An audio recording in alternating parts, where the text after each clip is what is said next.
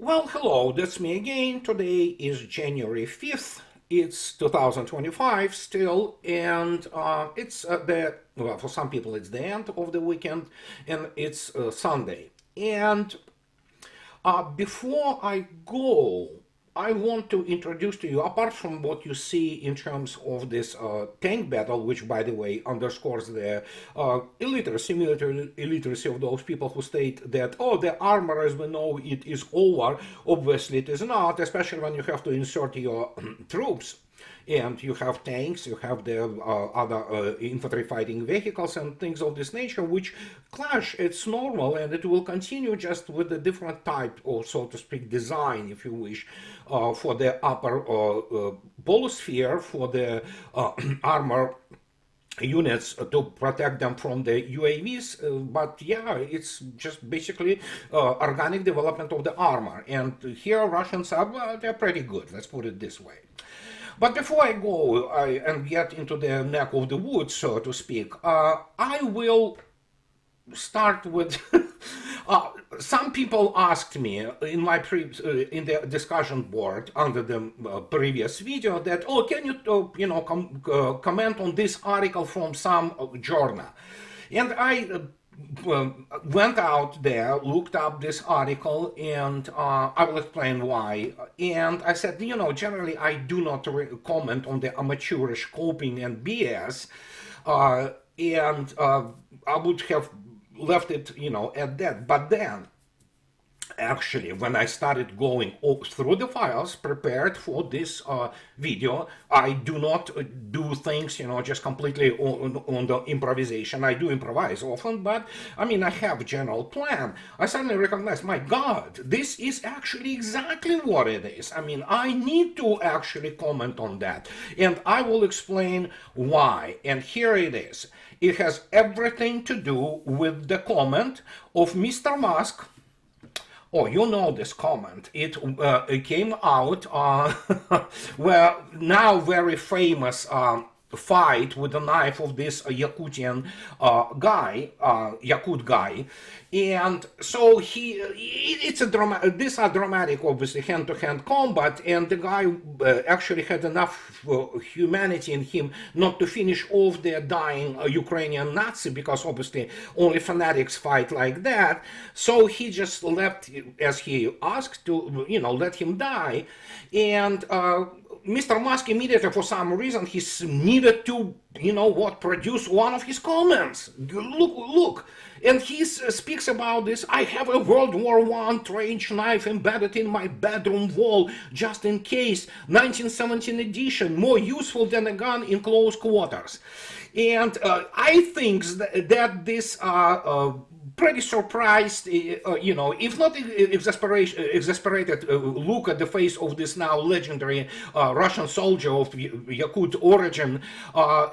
It's like this exactly the reaction to Mr. Musk's comments. Because you know what? It is one thing when some people try to comment, which already know, I call it military porn, comment on all kinds of those, shiny military toys. Totally another when the guy who has about zero experience in life, having anything to do with the combat, having anything to do with military service, begins to comment on something which he has no clue about. I wonder, why the hell do I have handguns at my home? And believe me, unlike Mr. Musk, I have in my register military specialty, apart from being what I am, and many times repeated, but every single or Naval Academy in Soviet Union and in Russia graduate, once you get the lieutenant epaulets, guess what? Your second specialty is the platoon commander of the Marines. And guess what? In 1981, for example, in Kazachia Bay, the famous Sevastopol Brigade of the Marines, I fought the guys. Well, we were doing martial arts just for our own internal, so to speak, use, and I continued to do it throughout all my study for 5 years in Naval Academy. The problem was that we fought the guys from Saturn, and Saturn is the special forces of the Marines. Apart from the fact that those guys are just gigantic, okay, and when they hit you or kick you, it doesn't matter what kind of blocks you put up there, they will just blow you away with this block. And so those guys, yeah, they know how to fight with knives, even chains. They train them special, this is their specialty. And then suddenly, why would they have this extensive, handgun training, as we did? Maybe because we obviously are not that good with knives, right? And apart from the fact that if you have a close quarter, you better know how to operate in the United States, where Mr. Musk is, your handgun, or better yet, a couple of the handguns. But this is the whole other story. And you begin to, you'll try to explain it to the civilian people, and they say, yeah, sure, Mr. Musk, I think, well, he probably can. He's a billionaire. He can obviously hire some specialist in the close combat with the knives. And obviously, remembering the famous, episode from the Crocodile Dundee, that's the knife. Well, maybe. The problem is, I hate when it's just the way it is. I know I cannot change it, but that is why I'm actually coming here commenting on so many things. But I hate when amateurs try to get into something which they have no clue about. And, well, what can I say? And that has everything to do with this. And we'll say, what the hell? But yeah, this is exactly what it is. If you look attentively throughout the history, look at this. Read attentively. Talking about the gladiators, and we all love, it's one of the favorite movies of all time, obviously. Gladiator, Russell Crowe is incomparable. I mean, everybody is incomparable. Joaquin Phoenix and all that. But here what they describe about the actual fights of the gladiators during Rome, and look what they were talking about, the status of gladiators. Gladiators could even be sex symbols. For example, a graffiti from Pompeii describes one gladiator as Decus puellarum suspirium puellarum, the delight of girls, the sight for joy of girls. Gladiator sweat was sold because it was believed to act as an aphrodisiac. Gladiators even endorsed products. Would you believe that? I mean, can you imagine Russell Crowe, and his guys fighting in the Coliseum, having, all those Coca-Cola and all kinds of, signs stuck to them. But here is the key. Military service, combat people, and it was always was in the history of civilization, still is and will remain as such, as let's face it, it's going to be the selective group of sex symbols. Simple as that. Girls love uniforms. Girls love manly men. I mean, normal girls, not the professors of the gender studies from the Ivy League. But most normal girls, they adore uniforms. Oh my gosh. Watch the outstanding movie. Sadly, it was with Richard Gere, but obviously The Officer and the Gentleman. So this is what it is all about. Officers and military people was always about status. It was about sex symbols, and it was about what was projected as the manhood, real masculinity. And so suddenly, Mr.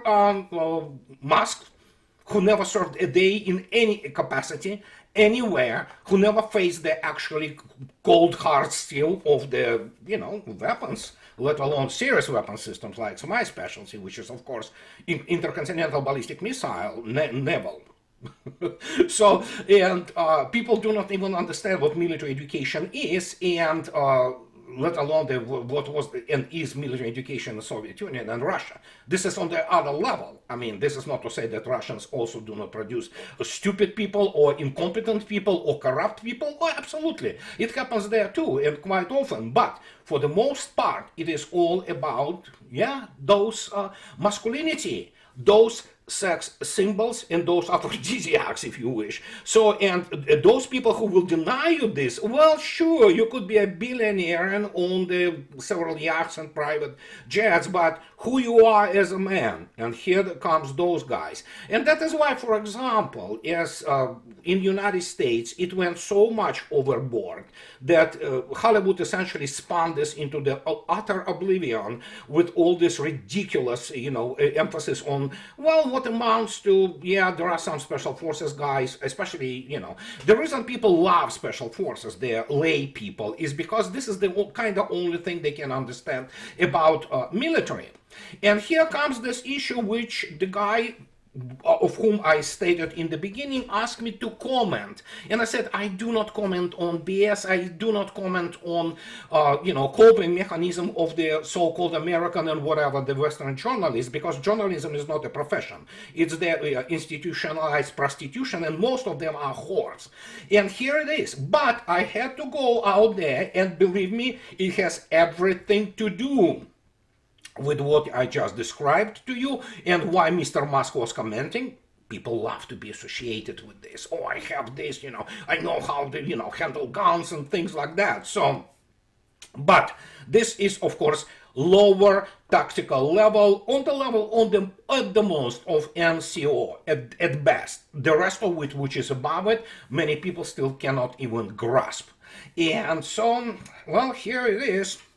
So we have Mr. Larson. He writes this garbage 2 days ago in this funny site, 1945. It's one of those, shyster, selling BS, and military porn sites, which are plentiful in the United States and elsewhere in the Anglophone world. And most of it is garbage, It is one thing when our good friend Colonel Daniel Davis writes most of the time sensible and professional articles, but primarily this is all garbage. And here is another garbage which is written by Caleb Larson. And he talks about that Russia's Su-35 fighter has a new enemy, not America.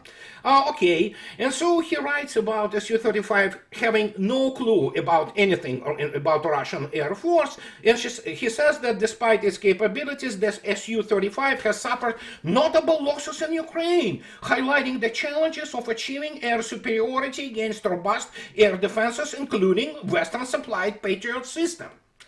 And the question is, well, that's where I stop reading, because I generally do not appreciate BS, and I'm that's the thing, which probably Mr. Larson will be dreaming for the rest of his days. I'm a former military professional, and I'm former military professional on the staff level of the brigade level. And so when you look at this, and it's like, where did he get his data?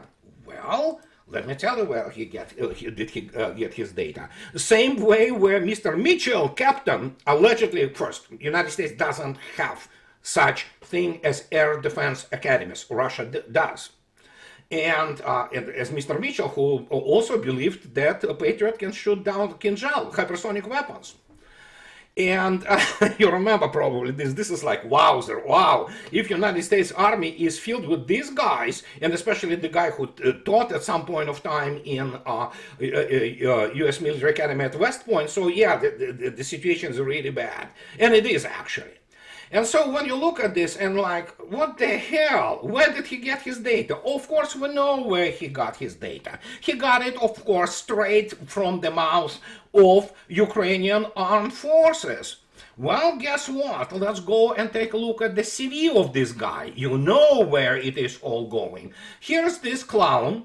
And look at him, a lovely, lovely boy. Caleb Larson is an American multi-format journalist. I have no idea what's multi-format journalist. I think so it's that he BSs in several sectors of things he has no clue about.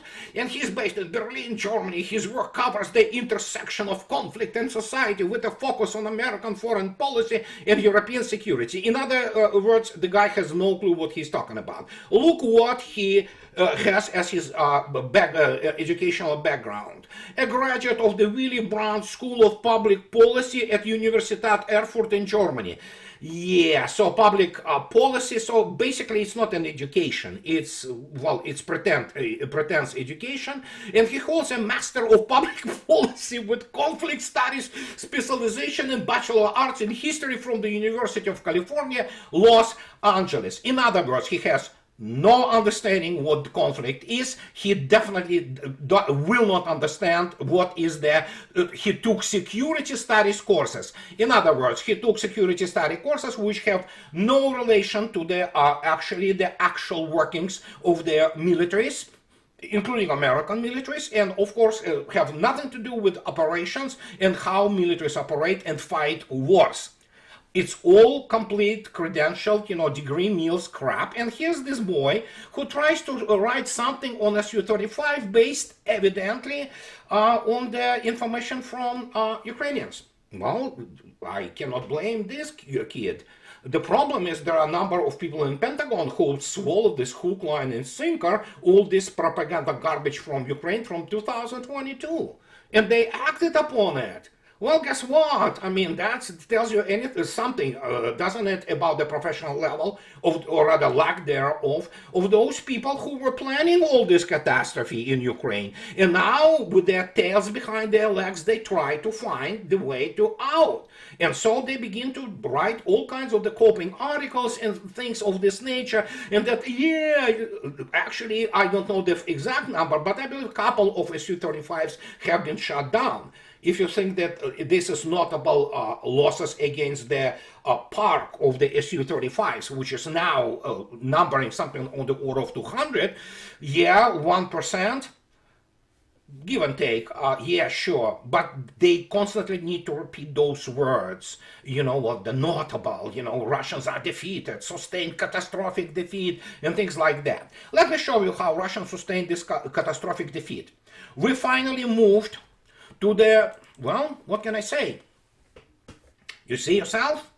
We're over 1 million losses of the armed forces of Ukraine, which Russians can confirm. And today alone, 2,500 of them, many of them throwing bodies in Kursk area, trying to prepare for the Mr. Trump's inauguration. They are slaughtered there, as you saw in the beginning of the video, in industrial quantities. There is another couple of MLRSs, and there is one plane and two surface-to-air missile complexes which have been killed. And that will continue as, what the dexterity and density, so to speak, if you wish, of the Ukrainian forces, which are NATO forces. There are a bunch of the Americans, British, Polish, what have you, French, who have been taken off prisoners of war. And Russians are not in the mood to negotiate anything, but they will continue to do that, to throw this, and as you already know, 18 years old will have to go and do their registration before the start of February in Ukraine, because they will be drafted and thrown into this meat grinder and nothing will be left of them. With that, the sperm bank of Ukrainian nation, the last people, last breeders who could have impregnated their women to continue to, provide some kind of the sustainment, forget about growth in Ukraine, will be gone. And when you think about this horror, actually, well, this was done by the United States and the combined West. We have situation which is, how to say it, they continue with this. As you can see yourself, they tried to attack, again, with ATACMS, the Belgorod region. All of the 8 US supplied ATACMS missiles have been shot down by S-400 and Panzer SM. And the action of Kiev regime, as was already stated by Russian military supported by its Western handlers, will elicit retaliatory measures. Yes, it will, and you probably, some of those NATO officers better run for their lives. And as you understand, those remaining M270s which launch the ATACMS will be hunted down. So, and the question is, of course, not just what kind of the response it will be. Russians are not in rush, as I already stated on many occasions, because if you look attentively at the front line, just look at this Veremeyevsky, what is called Veremeyevsky appendix, so to speak, protrusion, and you can see yourself what is happening today there. You see, yet another cauldron, yet another slaughter of whatever the hell left of them in the Velika Novoselovka and Veremeyevka. And this is constant urban combat, as you saw yourself with this Yakut guy. And they have very little time for Ukraine and its curators in Washington, D.C., namely Mr. Sullivan and Mr. Blinken, to do something to spoil whatever there will be with the Trump's inauguration. And the question is, people say, oh yeah, Trump still probably will cut off the aid to Ukraine. No, he will not. But he understands that, yeah, he basically gonna, just make all those stocks, all those reserves of weapons in the United States run dry. And obviously Europe, which United States wants to be the cannon fodder marching on Russia, and they do that because they are militarily illiterate people. And as I already stated many times, there are no serious strategists in power at the levers of, or close to the levers of power in the United States. Most of those guys are amateurs. They learned some one-liners from Sun Tzu and Clausewitz, and they went through the same basically type of the degree meals from Georgetown and Ivy League, whatever the hell is this, in other terms related to foreign policy. The level, including the military, which is being graduated from the specifically service academies, is not very high, to put it mildly. And so this is the reality which many people still cannot conceive. For them, it hurts, and it's understandable. I'm by no means saying that it doesn't hurt. It will hurt when they understand, for example, that most of the people who enter U.S. service academies, be it the U.S. Naval Academy, U.S. Military Academy at West Point, or at the U.S. Air Force Academy, their academic level compared to what kind of cadre enter Russian military academies, much of them on the specifically not services, but actually types of the forces. The Force Academy, for example, there's Air Defense Academies, Academy of the Communications and Radio Electronic or Electronic Warfare. There's a number of my friends, including colonels, graduated. This is a completely different level, guys. You have to understand. And then when you look at this and you ask why the hell we're having this, oh, well, what you have is Mr. Blinken or Mr. Petraeus, or Mr. Keane, or Mr. Kellogg, who do not understand what they got themselves into. And apart from those losses, of course, if you take a look, we have now the, lamentations from this little island, which is, of course, United Kingdom. And it's like, you read this news and you have to ask yourself a question: who the hell those people are? First, as I already stated, the people in the officer corps of the United Kingdom, whatever, armed forces or army in general, is not, fit to fight real modern war. Now they have that, say that in 15 years UK is vulnerable to ballistic missile attacks. In 15 years such munitions will be able to hit Britain from anywhere in the world. Senior defense sources have told the Times. Holes in the Britain air defense are causing concerns in London and the rest of the NATO bloc, the Times has reported, citing defense sources. And several members of US-led military bloc have also recently expressed frustrations that the UK doesn't contribute enough to defensive shields to protect Europe from possible long-range strikes, the article notes. And here is the issue. United Kingdom doesn't have any air defense, viable air defense, as does not have NATO, has NATO. And as I already elaborated, you can go back in my videos and look, I elaborated, for example, on the so-called air defense of the United States proper.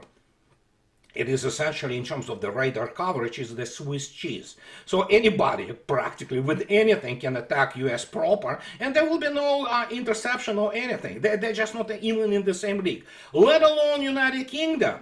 And when they say in 15 years, I mean, they will not intercept anything of the modern standoff weaponry. The maximum they can hope, which still, you know, if you look attentively at how Houthis attacked Israel again recently, they still didn't intercept anything. The thing flew in and exploded. Well, what can I say? You know, it's all about those, you know, like endorsing products like those gladiators in ancient times. And it's all about endorsing the products. If they work or not, that's the whole other story. And they should understand, those people, I mean, in Pentagon, in Brussels, and what have you, all those, you know, the fleas, which are the Western media, they feel it that, well, you know, military doctrine and military technology of NATO have been humiliated on such a level that they either change or NATO will disintegrate. And actually, it's on the road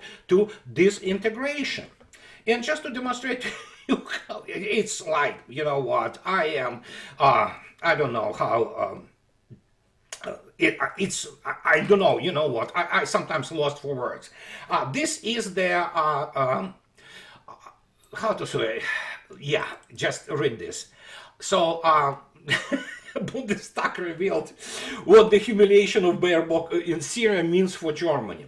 And when you look at this, yeah, this lady, did you see how she was dressed when attending Syria?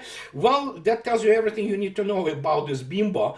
And that's the level of the, you know, Western elites. And Bundestag deputy Sevim Dagelen, by the way, which is obviously she or he is of Turkish origin, condemned on social media the reaction of German Foreign Minister Annalena Baerbock to the humiliation in Syria.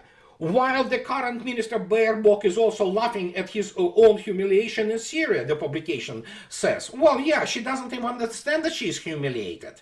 She doesn't have the toolkit, intellectual and educational toolkit. She doesn't have class, and because of that, she doesn't understand that those guys from, you know, well, those people from Syria today, they didn't even want to shake her hand because she is a lowly, lower level creature. She's a woman. And yeah, that's what they did. And she didn't even understand how she was humiliated. Instead of turning around and getting the hell out of this, she went there. And she was laughed at after that. So, but this is probably the fate of Germany, and to be humiliated non-stop, as is the fate of Europe. And at this time, it becomes almost, you know, preposterous and hilarious if it wouldn't have been so dangerous, because they continue to kill, well, Ukrainians. That's what they do. They killed Ukrainian army. So if you saw this number above 1 million, that's gonna be KIAs killed in action. So you can multiply it by 2 after that. That will be what? Another 2 million of the maimed, wounded, and in overall damaged people for the rest of their lives. This is all male population, practically 99.99%. And what are you gonna do? You will draft 18-year-olds like this guy. I mean, you know, Anthony Blinken, he's not very bright. He's sociopath, and I think so he's mentally unstable person, because, you know, you have to be, you know, have this serious, you know, situation with your mental state. And that's what he says about in New York, no less. Oh my gosh, you know, so New York for some reason tries to push this loser as some kind of the important government figure. He is important as a war criminal, obviously, make no mistake. So, and he talks about essentially saying that we made sure that well before the Russian aggression happened, starting in September and then again December of 2021, he said, we quietly got a lot of weapons to Ukraine to make sure that they had in hand what they needed to defend themselves. Things like Stingers, javelins that were instrumental in preventing Russia from taking Kiev. Who said that Russia was going to take Kiev? I don't know. But as I already stated, U.S. military and establishment really live in those fantasy land. And so you cannot change it. This people are losers. They never won a freaking war. They never understood how the world outside works. The only thing they live in is, of course, this fantasy. And, and he talks about from rolling over the country, erasing it. What can I say? You cannot explain this. And fact is, there are very few people, even in the US military, where you can go and explain to them what have happened in the last almost 3 years and what they are facing and what they're looking into face, not just, which is catastrophic defeat of the United States. And this is not Afghanistan, guys. It's not Vietnam. The ramifications are order of magnitude, well, actually couple of orders of magnitude, are larger than, for example, when the United States essentially ran from Afghanistan. And here's what I wanted to tell them, and they do not understand what they have done, because they don't have a toolkit. They don't understand it. Here it is. I take it from my book, latest book, and read it. The United States military doesn't fight in defense of America. It fights for imperial conquests only. Russian soldiers fight in defense of their homeland. That makes the cultural, moral, and spiritual imprints on Russian and American soldiers dramatically different. They are surely still competent. And courageous officers and soldiers in the U.S. military, but none of them has any experience fighting for their wives, children, and relatives.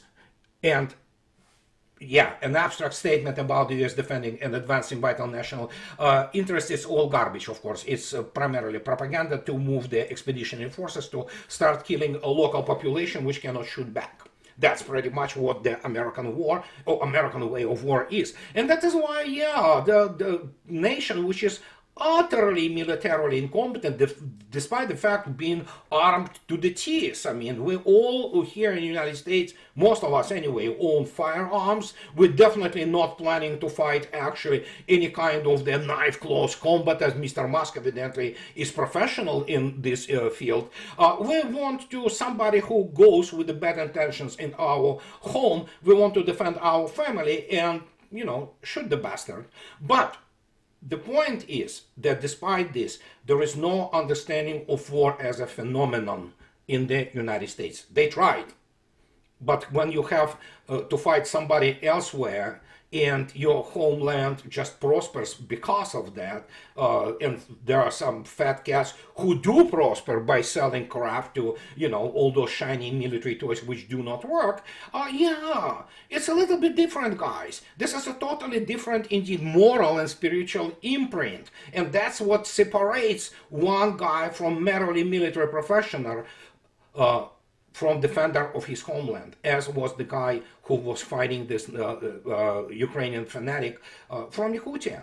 And he's not even Russian ethnically, he is Yakut, he's Asian looking. I'm pretty sure that you need to ask this Larson guy to write about that he was North Korean. This is the level of this cesspool which American propaganda machine is, and they don't understand. They have been completely morally bankrupt. Most of them are war criminals and wars and criminals against humanity, including establishment in Washington. And the faster they understand that, the better it will be, because this is not Afghanistan or Iraq or all of it combined. This is the global conflict in which the United States sustained catastrophic defeat and was called, as I was calling this for a long while, militarily paper tiger, capable only fighting their backward countries. And that's what I wanted to tell you guys today. And in conclusion, as always, those who like what I do, please subscribe to my channel. And those who can afford, please buy me a coffee and two, or support me on Patreon. And that will allow me to continue to do what I am doing. And as always, have the nice rest of your weekend. And I'll talk to you later, guys. Bye-bye.